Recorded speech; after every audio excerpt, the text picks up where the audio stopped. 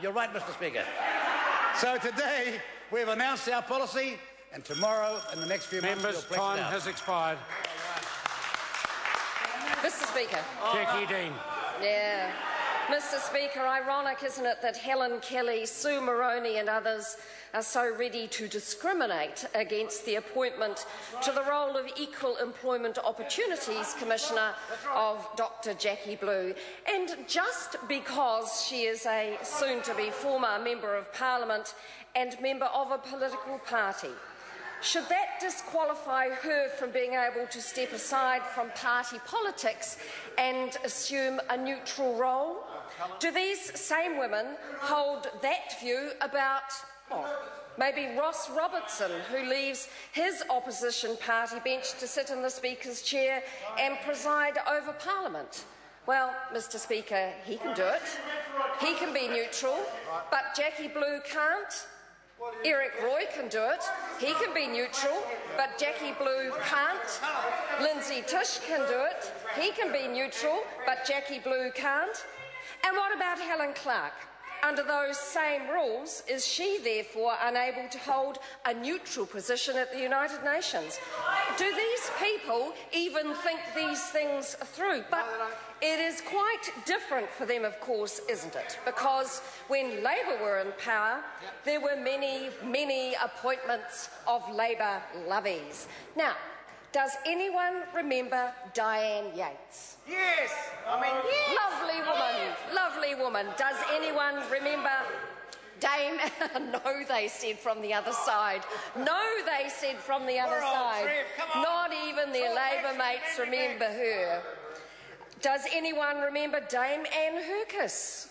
Does anyone remember Mike Williams? Does anyone remember Helen Kelly? How convenient for them now to discredit Jackie Blue's years of cross-party work. Those 8 years in Parliament, cross-party on a number of issues, 3 or 4 I think, her advocacy of women, her very, very clear advocacy of women and her strong, unforgettable and successful campaign for the funding of her septum. What a triumph that was for Jackie Blue, something to be so very proud of. And where were the Labour women? Where were the Green women in 2005? Where were the New Zealand First women? Were there any in 2005? There might have been. Where were they in 2005 when Jackie Blue was calling on the then Labour government to help save the lives of breast cancer sufferers with the funding of her septum? Where were they? They were silent. Oh, they're talking now. They're talking the talk now, but they were silent when it really mattered. In terms of making a contribution, Mr. Speaker, Dr. Jackie Blue has done more in this House than most. So, Helen Kelly, Sue Moroney, Materia Toure, it isn't so easy, is it, to pull someone down, to denigrate their work and to doubt their motives just because they don't come from your side of the political spectrum. Well, I say thank goodness for strong women at any time in history. R.I.P. Maggie Thatcher.